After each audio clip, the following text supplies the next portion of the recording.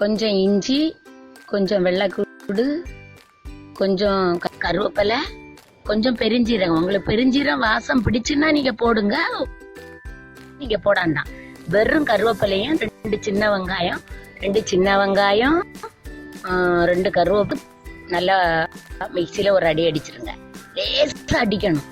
அடிச்சிட்டு அதுக்கப்புறம் மீனில் ஒரு சொட்டு எண்ணெய், கொஞ்சம் வத்தல் பொடி, கொஞ்சம் மல்லிப்பொடி, இவ்வளவும் போட்டு அந்த எண்ணெயில நல்லா குழப்பணும்.